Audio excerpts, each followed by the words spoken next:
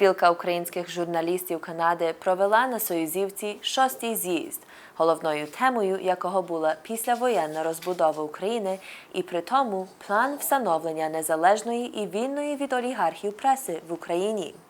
Тим часом потрібно всі зусилля зосередити на перемогу у війні. На 6-му з'їзді українських журналістів Північної Америки при участі редакторів «Нового шляху», українських вістей з Канади, «Свободи» і Ukrainian Weekly з Америки та української телемережі «KONTAKT» представлено цікаві доповіді редакторів Kyiv Independent, Atlantic Council та передових журналістів Європи про реалії війни в Україні. Для вашої уваги сьогодні передаємо уривки звітів журналістки Террі Шульц із Бельгії про настанову країн Євросоюзу до України, президента Павла Грода про працю Світового конгресу українців та яскраве бачення ситуації в Україні зі сторони Меленда Герінг, директорки Atlantic Council. A mind-bending experience because the Eastern Europeans basically took the Ukraine's victory for granted. And you know, the situation on the ground is really, really dire. So just a couple of big points and observations. First, I spent a lot of time with the Ukrainian delegation in Bratislava, and they're very worried about the West's commitment to the war. They think that it's costs about $400 million a day to supply weapons. And there's concern that the package that Congress has put forward is not going to be, it's not going to last very long, and it's time to start working on a second package. So that was one concern I heard. A second concern or comment that Ukrainian parliamentarians told me is that the dire situation in the Donbass that we're reading about is correct, that Putin's gains have gone from 7% before the war started to 20%. So there's been a 13% increase. The Russians have managed to take 1.3 million Ukrainians into Russia and at least 200,000 children from Ukraine to Russia. And these numbers are underreported, and more work needs to be done on them. And more noise needs to be made, especially about the kidnapping of children.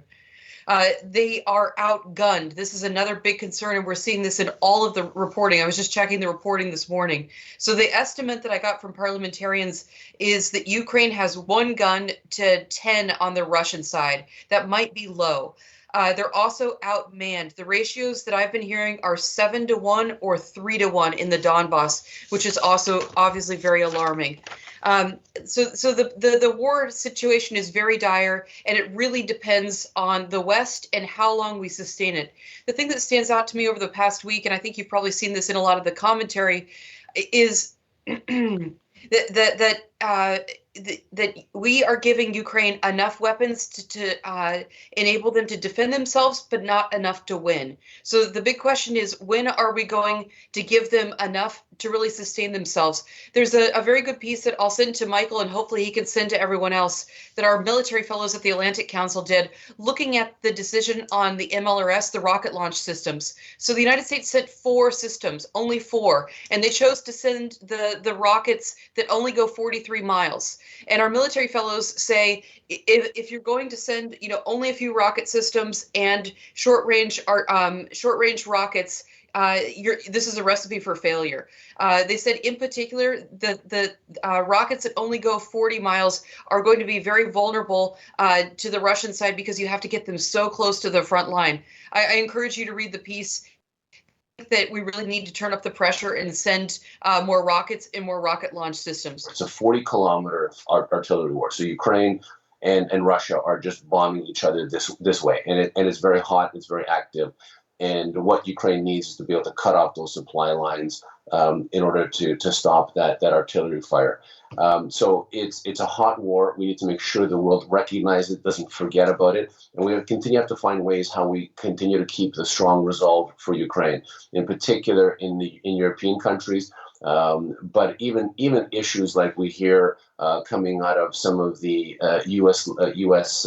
Republican leaders, the Trump team, is, you know, why are we giving Ukraine $40 billion when we don't have baby formula on the shelves? I mean, those kinds of messages are extremely, extremely problematic for Ukraine. We can't politicize Ukraine. It's got to be bipartisan in terms of its support. But we need to keep the focus on Ukraine, and that's going to be the biggest challenge for all of us. And this is where I'd certainly love to hear your thoughts and your suggestions on how we together can make sure we continue to keep the focus on Ukraine during this period of time, and keep the resolve up.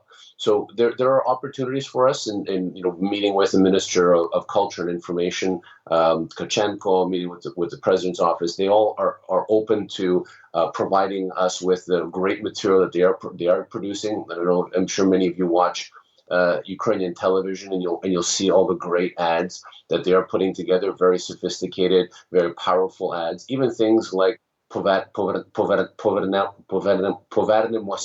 sorry, that whole theme of "we will come back." Those are all important political message that we continue to deliver all over the world. But I think what's really important is we continue to educate the world that there is an ongoing hot war. We can't let them forget about what's going on, and we need to continue to put the pressure on the global leaders to support Ukraine, whether it's EU candidacy, whether it's more NATO equipment for Ukraine, whether it's economic sanctions. I mean, sanctions, we wouldn't talk about that, but I mean, sanctions and boycott are incredibly important. I think that right now what we're hearing is that Russia is still economically strong, that they are still in the positives in terms of their economy. Their economy has not been severely impacted. So they are able to continue to finance the war machine. So there's, despite everybody's efforts, Russian resolve is still very, very strong. And so, I can go on, but I'm going to sort of pause here and would love to, hear your comments, hear your thoughts. But what I really wanted us to focus on today is how do we continue to keep international attention on Ukraine? I know all of you are very active in that. The Atlantic Council is doing a great job with the Ukraine alert. All of us are doing everything we can, but we need to think about how we maintain front and center focus in the mainstream media as well. Everyone is really motivated to help Ukraine. I mean, you don't see other than Orban, I hate to keep repeating, but you really don't see anybody speaking out against these sanctions. Even Slovakia, who's as dependent as Orban on Russian oil, say, well, we'll find a way, we'll manage. And Bulgaria was cut off of gas for not paying in rubles. That's tough for Bulgaria. It's not a wealthy country. It doesn't have a lot of means. And it was willing to do that. So I actually think the EU has been more dynamic on this than we've seen them before. And the European Parliament is like gung ho. I mean, Ukraine would already be a member with MEPs elected if the European Parliament was in charge of the accession process. They're completely gung ho on this. But again, they can't control anything, so it's easier to vote this. I don't think the EU has been as bad as usual on this. I really don't. What were my other? Are they dysfunctional or are they disunited? I mean, I think I kind of answered that. You can't get 27 governments to agree on much, and they have managed to get these sanctions packages through by sweetening it for the countries that had problems with it. I think gas will be another question. So if you want to see, this will be disappointing. I don't know how they're going to get gas through, but they want to. And there was a time when you never thought that they would cut the Russian banks, especially Sberbank, off of SWIFT. There were times you never thought they would go after oligarchs. And they are. They should have done it for a million other reasons, a long time ago. But it's Ukraine that has galvanized them. It is seeing this, absolutely just illegal and an unjust attack that has made them realize, God, they are still paying them, millions and millions and millions. If it's still $1 billion with the oil cutoff, they know that they are still paying him so much money that he can afford to fight this war. So they are looking for ways to stop being the pocketbook of Putin's war, trying to fight in other ways. But without this, they never would have gotten here. They've gone a lot further than I thought that they ever would.